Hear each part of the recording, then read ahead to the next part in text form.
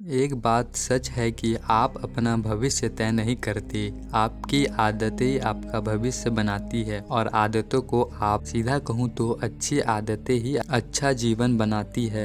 इसलिए आपको अगर अच्छा जीवन और सफलता चाहिए तो अच्छी आदतें बनानी ही पड़ेगी। अब आप कहोगे कि मैंने तो कह दिया कि अच्छी आदतें बनाओ, लेकिन यह इतना भी आसान नहीं है। जी हाँ दोस्तों, मैं जानता हूँ कि किसी भी आदत को बनाना इतना भी आसान नहीं है। मुझे पता है दोस्तों, आपने कई बार प्रयास भी किया होगा, लेकिन ज्यादातर लोग फेल हो गए होंगे। पर किसी भी आदत को अभ्यास करके आप उसे अपनी आदत बना सकते हैं। पर दोस्तों, सवाल ये उठता है कि कब तक हम किसी भी आदत को बनाने के लिए अभ्यास करें या कितने दिन उस आदत को करते रहें जिससे वे हमारे हमेशा के लिए आदत बन जाए। तो दोस्तों, इसका जवाब है मात्र 21 दिन। जी हाँ दोस्तों, अगर आपको कोई भी आदत डालनी है तो आप 21 दिन का नियम का उपयोग कर सकते हैं। तो चलिए जानते हैं 21 दिन का नियम के बारे में। उससे पहले दोस्तों, अगर आप मेरे इस YouTube चैनल पे नए आए हैं तो चैनल को सब्सक्राइब करना ना भूलें और बेल आइकन को प्रेस कर दें।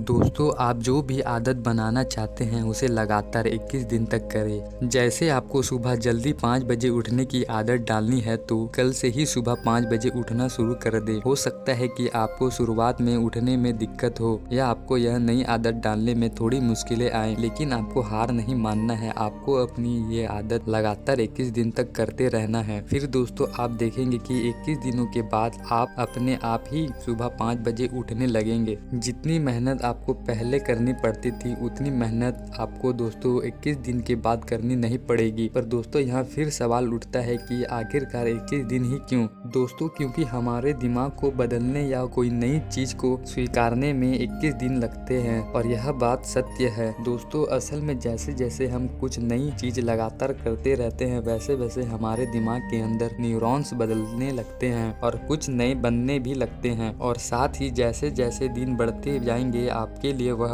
आदत आसान बनती जाएगी। इसी तरह से अगर आप 21 दिन तक किसी भी कार्य को करते हैं तो वह सिर्फ शारीरिक स्तर पर ही नहीं बल्कि आपके मानसिक स्तर पर भी बदलाव लाता है। दोस्तों, इस चीज को और अच्छे से समझने के लिए मैं आपको कुछ उदाहरण देता हूँ। दोस्तों, अगर हम कोई काम पहली बार करते हैं तो उस काम को करने के लिए उस पर पूरा ध्यान लगाना पड़ता है। जैसे दोस्तों, आपको याद ही होगा जब आप पहली बार साइकिल चलाना सीख रहे थे तो आपका सारा ध्यान उस पर था और आप साइकिल चला नहीं पाते थे।